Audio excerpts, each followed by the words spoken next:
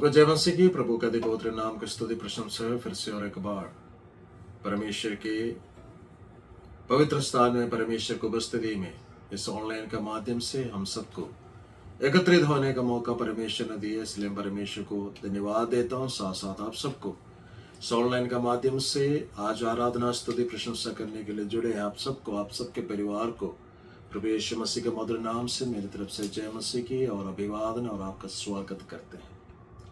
हमारा परमेश्वर जीवित परमेश्वर है, वो हम पर तरस खाने वाला परमेश्वर है, हमें अपनी आशीषों में चलाने वाला परमेश्वर है। कई बार जब हम सोचते भी नहीं तब भी परमेश्वर हमारे लिए कार्य करते हैं। सुबह का वक्त आपके सम्मुख में परमेश्वर ने मेरे जीवन में एक 2-4 वचन दिए हैं जो आपके सामने रखने के लिए है। वो है मरकुस समाचार 6 अध्याय उसका 33 से लेकर उसके 39 तक का वचन। मरकुस समाचार 6 अध्याय उसका 33 से लेकर उसके 39 तक का वचन से सुबह का वक्त परमेश्वर बातचीत करने के लिए पिछले रात को मुझसे परमेश्वर ने इन वचनों से बातचीत किया। इसलिए हम इस वचन को पढ़ेंगे और देखेंगे कि परमेश्वर आज मुझसे और आपसे क्या बातचीत करना चाहते हैं। बहुतों ने उन्हें जाते देखकर पहचान लिया और सब नगरों से इकट्ठे होकर वहां पैदल दौड़े और उनसे पहले जा पहुंचे। उसने उतर कर बड़ी भीड़ देखी और उन पर तरस खाया, क्योंकि वे उन भेड़ों के समान थे जिनका कोई रखवाला ना हो, और वह उन्हें बहुत सी बातें सिखाने लगा। जब दिन बहुत ढल गया तो उसके चेले उसके पास आकर कहने लगे, यह सुनसान जगह है और दिन बहुत ढल गया है। उन्हें विदा कर कि चारों ओर के गांवों और बस्तियों में जाकर अपने लिए कुछ खाने को मोल लें। उसने उत्तर दिया, तुम ही उन्हें खाने को दो। उन्होंने उससे कहा, क्या हम 100 दिनार की रोटियां मोल लें और उन्हें खिलाएं? उसने उनसे कहा, जाकर देखो तुम्हारे पास कितनी रोटी है। इस वचनों को पढ़े जाने से, सुने जाने से परमेश्वर में आशीष और बरकत। ये वचन हम सबको, ज्यादातर लोगों को मुंह जबानी भी याद है। ये घटना हम सब जानते हैं। 5 रोटी और 2 मछली के द्वारा प्रभु यीशु मसीह 5000 पुरुष को खिलाते हैं और उनका भूख को मिटाते हैं। और 12 टोकरी जो है बाकी बचा हुआ इकट्ठा करते हैं। सुबह का वक्त प्रभु यीशु मसीह के ये 5 रोटी और 2 मछली के चमत्कार के विषय में बात करने के लिए मैं यहां पर नहीं आया हूं इस ऑनलाइन का माध्यम से, लेकिन आज सुबह का वक्त परमेश्वर मुझसे और आपसे यूं कहना चाहते हैं, जब मुझे और आपको जानकारी ही नहीं है तभी परमेश्वर मेरे लिए और आपके लिए तमाम प्रावधान को कर देते हैं। हालेलुया। हमारे सोच से पहले, हमारे सोचने से पहले ही परमेश्वर सारे इंतजाम कर लेते हैं। आज इस जुलाई के आखिरी इतवार के वक्त परमेश्वर मुझसे और आपसे यूं कहना चाहते हैं, बीते हुए सालों को देखकर, बीते हुए महीनों को देखकर, बीते हुए दिन को देखकर तुम्हें आहें भरने की जरूरत नहीं, क्योंकि परमेश्वर कहते हैं, मैं सारी बातों के ऊपर नियंत्रण रखता हूं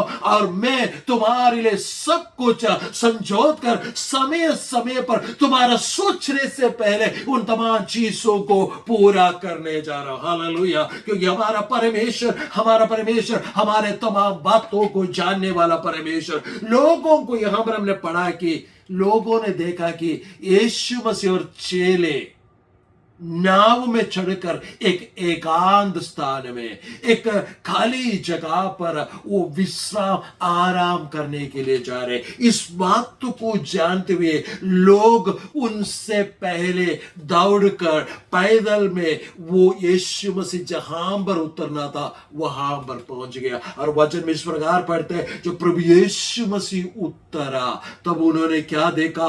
भीड़ को देखा जिसका कोई स्वामी नहीं नहीं है, जिसका कोई चरवाहा नहीं है, उस बात को देकर मेरा प्रभु यीशु मसीह ने तरस खाया। मैं परमेश्वर के आत्मा से होकर एक आत्मिक भेद की बात आपके सामने खोलकर बताना चाहता। शायद आप इधर उधर भाग कर इस बात को देखना चाहते होंगे कि परमेश्वर क्या मुझसे प्रेम करते हैं, क्या परमेश्वर एक चमत्कार मेरे जीवन में करेगा, क्या परमेश्वर मेरे लिए रास्ता खोलेगा। आज परमेश्वर कहते हैं तुम्हें भटकते हुए देखते हुए, तुम्हारे इधर उधर भागने की उस बात को देखते हुए, तुम्हारे दौड़ भाग को परमेश्वर पहचानते हुए वो तुम पर तरस खाने वाला परमेश्वर है। हालेलुया।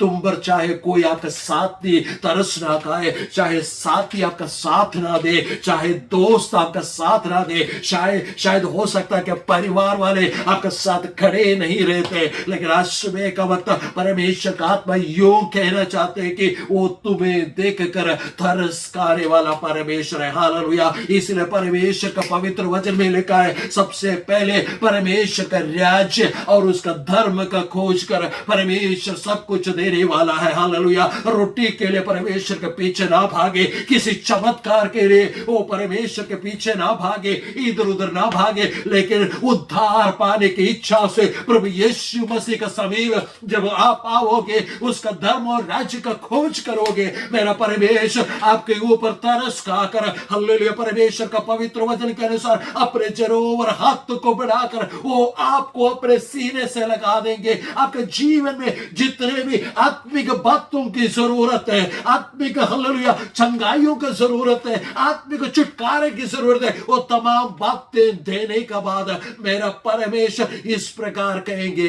अभी समय देर हो चुका है, सांझ हो चुका है, काफी समय हो चुका है, और कहेंगे कि तुम उन्हें खाने को दो। हालेलुया। यहां पर शिष्य लोग आकर इस प्रकार कहने लगा कि अब रात हो चुकी है, देर हो चुकी है, काफी देर से भीड़ तुम्हारे साथ है, काफी देर से ये आपके साथ चल रहे, आपके पवित्र वचन को सुन रहे, अब इन्हें खाने की, अब इन्हें किसी चीज की आवश्यकता है, इन्हें खाने की आवश्यकता है, क्या हम इन्हें वापस भेज दे।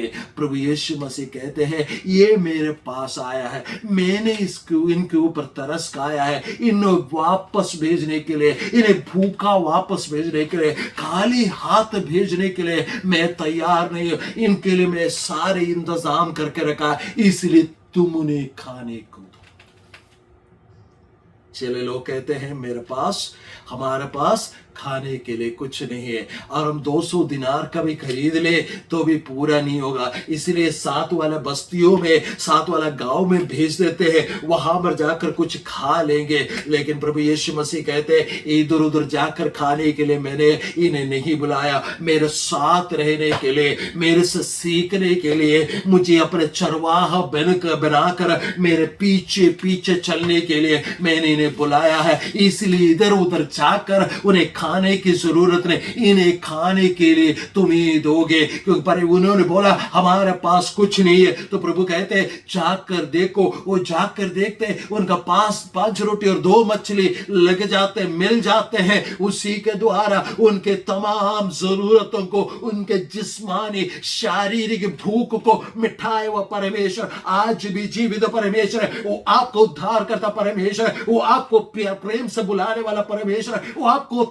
आपके ऊपर तरस खाने वाला परमेश्वर है। वो कहते तुम्हारा सोचने से बढ़कर तुम्हारे पेट के अंदर भूख पैदा होने से पहले मैंने सारे इंतजाम करके रखा। आज परमेश्वर के आत्मा से होकर एक नबूवत के तौर पर मैं आपसे कहना चाहता हूं, आप जिन बातों के विषय में आप सोचने लगे हैं उससे पहले ही मेरा परमेश्वर ने सारे इंतजाम करके हल्ले रखा है। उस बालक के मां के अंदर परमेश्वर ने यह डाला कि उस बालक के पास 5 रोटी और 2 मछली भेजे। हालेलुया। और किसी का मन के अंदर भी नहीं है, क्यों नहीं है मालूम है? मेरा परमेश्वर उसी रोटी के द्वारा, उस मछली के द्वारा 5000 पुरुष सिर्फ पुरुष नहीं, उसके स्त्री और उनके बच्चों को भी भूख मिटाने वाला। उतना ही नहीं, तो सेवकाई करके थक कर, वो बिना रुक के सेवकाई करके जो थका हुआ हालेलुया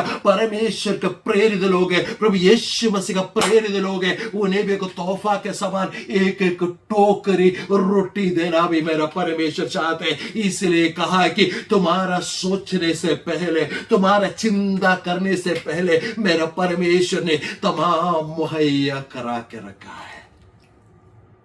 मैंने परमेश्वर से पूछा, परमेश्वर आपने इनके जीवन में ये 5 रोटी और 2 मछली से क्यों आशीषें भर पाया है? आपने कैसे ये उनके जीवन में बरसाया है इस इन आशीषों को? प्रभु यीशु मसीह ने मुझसे कहा, जब ये भीड़ मेरे वचन सुन रहे थे, उनके मन के अंदर उन्हें भूख और प्यास नहीं लगा।